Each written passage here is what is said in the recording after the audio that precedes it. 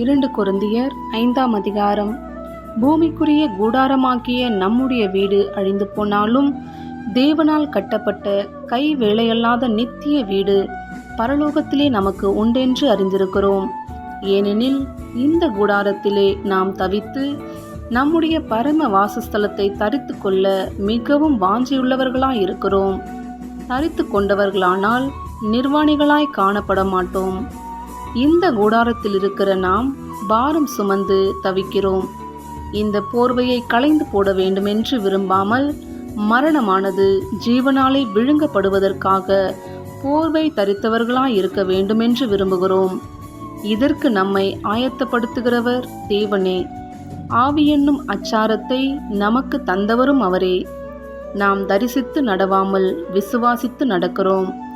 இந்த தேகத்தில் குடியிருக்கையில் கர்த்தரிடத்தில் குடியிராதவர்களாய் இருக்கிறோம் என்று அறிந்தும் எப்பொழுதும் தைரியமாயிருக்கிறோம். நாம் தைரியமாகவே இருந்து இந்த தேகத்தை விட்டு குடிபோகவும் கர்த்தரிடத்தில் குடியிருக்கவும் அதிகமாய் விரும்புகிறோம். அது நிமித்தமே நாம் சரீரத்தில் குடியிருந்தாலும் குடியிராமற் போனாலும் அவருக்கு பிரியமானவர்களாயிருக்க நாடுகிறோம். ஏனென்றால் சரீரத்தில் அவனவன் செய்த நன்மைக்காவது தீமைக்காவது தக்க பலனை அடையும்படிக்கு நாம் எல்லாரும் கிறிஸ்துவின் நியாயசனத்திற்கு முன்பாக வெளிப்பட வேண்டும். ஆகையால் கர்த்தருக்கு பயப்படத்தக்கதென்று அறிந்து மனுஷருக்கு புத்தி சொல்லுகிறோம். தேவனுக்கு முன்பாக வெளியரங்கமாயிருக்கிறோம்.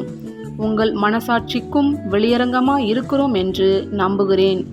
இதனாலே நாங்கள் உங்களுக்கு முன்பாக எங்களை மறுபடியும் மெச்சிக்கொள்ளாமல் இருதயத்தில் அல்ல, வெளி வேஷத்தில் மேன்மை பாராட்டுகிறவர்களுக்கு எதிரே எங்களை குறித்து நீங்கள் மேன்மை பாராட்டும்படிக்கு ஏது உண்டாக்குகிறோம். நாங்கள் பைத்தியம் கொண்டவர்கள் என்றால் தேவனுக்காக அப்படி இருக்கும். தெளிந்த புத்தியுள்ளவர்கள் என்றால் உங்களுக்காக அப்படி இருக்கும். கிறிஸ்துவினுடைய அன்பு எங்களை நெருக்கி ஏவுகிறது. ஏனென்றால் எல்லாருக்காகவும் ஒருவரே மரித்திருக்க எல்லாரும் மரித்தார்கள் என்றும் பிழைத்திருக்கிறவர்கள் இனி தங்களுக்கென்று பிழைத்திராமல் தங்களுக்காக மரித்து எழுந்தவருக்கென்று பிழைத்திருக்கும்படி அவர் எல்லாருக்காகவும் மரித்தார் என்றும் நிதானிக்கிறோம். ஆகையால் இது முதற்கொண்டு நாங்கள் ஒருவனையும் மாம்சத்தின்படி அறியோம். நாங்கள் கிறிஸ்துவையும் மாம்சத்தின்படி அறிந்திருந்தாலும் இனி ஒருபோதும் அவரை மாம்சத்தின்படி அறியோம். இப்படி இருக்க ஒருவன் கிறிஸ்துவுக்குள் இருந்தால் புது சிருஷ்டியாயிருக்கிறான். பழையவைகள் ஒழிந்து போயின, எல்லாம் புதிதாயின. இவையெல்லாம் தேவனாலே உண்டாயிருக்கிறது.